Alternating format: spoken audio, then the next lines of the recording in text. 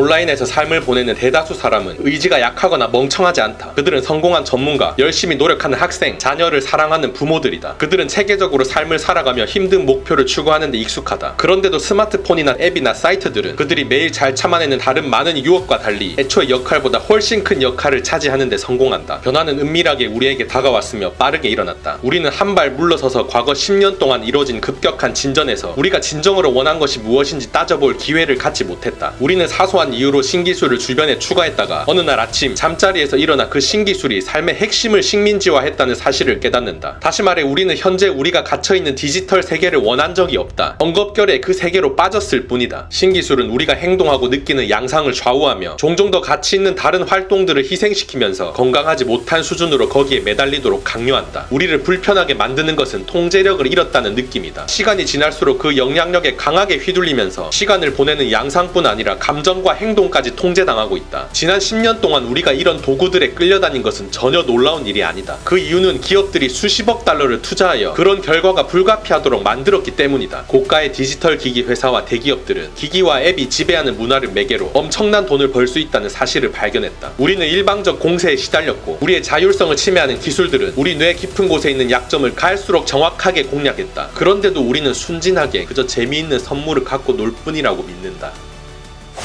반갑습니다. 도끼형님입니다. 별게 중독입니까? 하루 수십 수백 번씩 정신 팔리고 기기 없으면 마음이 초조하고 불안해지며 심지어 화장실 갈 때조차 반드시 이것이 필요하다면 그게 바로 중독이죠. 이 디지털 기기들이 우리 삶을 어떻게 좀먹어 왔는지 같이 들어봅시다.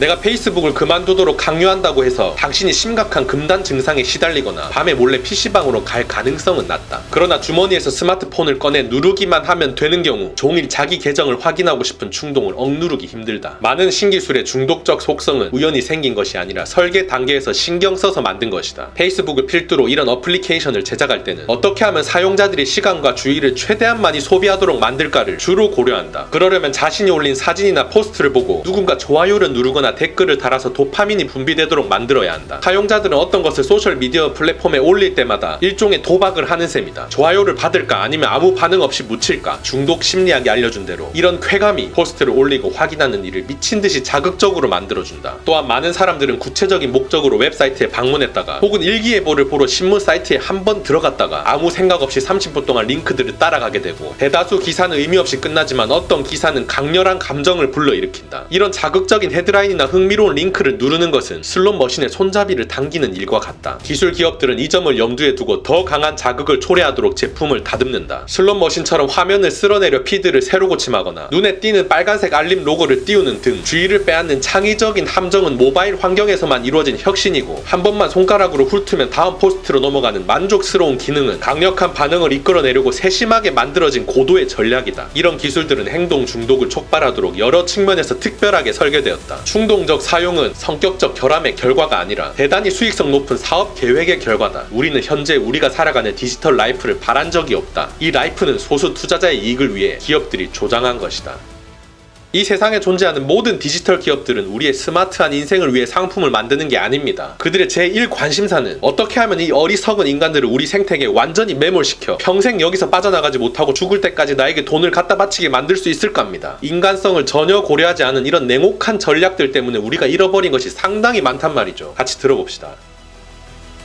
인류 역사상 처음으로 고독이 사라지고 있다. 출발점은 아이팟 혁명이다. 아이팟 이전에도 휴대용 음악 기기는 있었다. 소니 워크맨이나 디스크맨이 가장 흔한 제품이었다. 그러나 이 기기들은 대다수 사람의 생활에서 제한적인 역할만 수행했다. 운동하는 사람들 혹은 가족과 차를 타고 장거리 여행을 떠날 때 뒷자리에 탄 자녀들에게 잠깐 오락거리를 제공하는 시기였다. 그러나 2000년대 초에는 이어폰을 귀에 꽂고 다니는 사람을 사방에서 볼 수 있었다. 특히 젊은 세대 사이에서는 종일 아이팟으로 음악을 들으면서 생활하는 일이 흔해졌다. 그들은 집을 나설 때부터 이어폰을 귀에 꽂았고 부득이하게 다른 사람과 이야기를 나눠야 하는 상황에서만 이어폰을 뺐다. 역사적 관점에서 보면 이전 기술들은 혼자 생각하는 시간을 가끔 방해하는 수준에 머물렀다면 아이팟은 처음으로 계속 딴짓을 할 수 있는 능력을 부여했다. 우리 정신을 우리 자신에게서 소외시키는 새로운 지경으로 우리를 몰아넣었다. 아이팟으로 시작된 이 변화는 스마트폰이 확산되면서 본격적으로 전개되었다. 아이팟은 널리 퍼지기는 했었지만 그래도 이어폰을 끼고 있기가 모호하거나 어색한 경우가 있었다. 반면 스마트폰은 그나마 잠깐 남은 고독의 충격의 순간마저 없애버렸다. 스마트폰이 있으면 조금만 지루해도 앱이나 웹사이트를 훔쳐볼 수 있었다. 이제는 우리 삶에서 고독을 완전히 제거하는 일도 가능하다. 그 때문에 그 심각성을 과소평가하기 쉽다. 많은 사람이 휴대전화를 과도하게 쓴다는 사실을 인정하지만 그 영향력을 제대로 알지 못하는 경우가 많다. 고독 결핍으로 그들은 혼자 생각하는 시간을 뜻하지 않게 제거당했다. 그들은 감정을 처리하고 이해하는 능력, 자신이 누구이고 무엇이 실로 중요한지 성찰하는 능력, 끈끈한 인간관계를 맺는 능력을 잃었고 뇌에서 사회적 기능을 담당하는 회로의 전원을 꺼두는 방법까지 잃었다. 이 회로는 원래 종일 가동하지 말아야 한다. 그래야 거기 필요한 전력을 다른 중요한 인지적 작업으로 돌릴 수 있다. 우리가 인간으로서 행복을 누리려면 고독이 반드시 필요하다. 그러나 근래에 우리는 알지 못하는 사이에 이 필수 요소를 우리 삶에서 체계적으로 줄여가고 있다.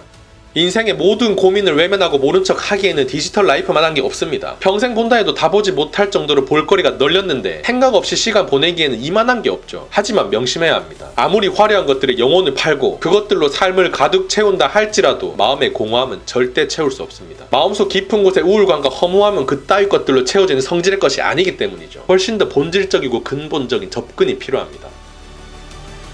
여러 증거를 종합하면 명확한 결론에 이르게 된다. 휴대전화에서 소셜미디어 앱을 모두 지워라. 아예 그만둘 필요는 없다. 휴대전화로 들어가지만 않으면 된다. 컴퓨터로만 접근하면 생활에 필요하다고 생각되는 특정한 기능을 자율적으로 활용할 수 있다. 앱을 지운 사람들 중 상당수가 아예 소셜미디어를 쓰지 않게 되었고 컴퓨터로 접속할 때 로그인해야 한다는 사소한 불편만으로도 소셜미디어를 멀리 만들기에 충분했다. 사람들이 스스로도 놀라며 인정한 대로 이전에는 반드시 필요하다고 생각했던 소셜미디어 서비스는 사실 편리하게 딴짓을 할 수 있는 수단에 불과했다. 컴퓨터로 소셜미디어 서비스를 사용하면 관계가 변한다. 가끔 구체적으로 가치가 높은 목적을 위해서만 로그인하게 된다. 페이스북 앱을 휴대전화에서 지운 사람 중 다수는 컴퓨터로 페이스북을 확인하는 빈도가 일주일에 한두 번으로 줄었다. 그들에게 소셜미디어는 가끔 활용하는 여러 도구 중 하나일 뿐이며 더는 어디서나 주의를 빼앗기지 않았다. 이러한 실천 지침은 소셜미디어 기업을 두렵게 만들 확률이 높다. 그들은 자사 서비스가 중요하다고 주장하면서 사회에 긍정적으로 기여한 사례들을 제시한다. 그러나 그들이 분명 당신에게 숨기려는 사실이 한 가지 있다. 휴대전화로 그들의 서비스에 접근해야 할 유일한 이유는 그들이 꾸준히 성장하도록 보장하기 위한 것이라는 사실 말이다.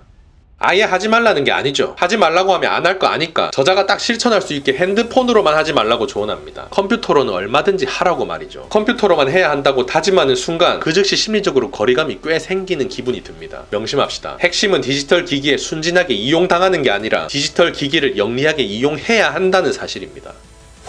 신선했습니다. 스스로도 디지털 라이프에 중독되어 간다는 느낌이 어렴풋이 들긴 했는데 명확하게 인지하지는 못했단 말이죠. 이 책을 통해 디지털이 어떻게 내 삶에 들어왔는지 그리고 이것이 내 인생에 어떤 부작용을 일으키는지 알게 되었습니다. 내가 핸드폰 중독인 것 같고 그것 때문에 시간 낭비를 너무 하는 것 같아 하시는 분들은 반드시 읽어보시고 더 늦기 전에 중독에서 꼭 벗어나시길 바랍니다.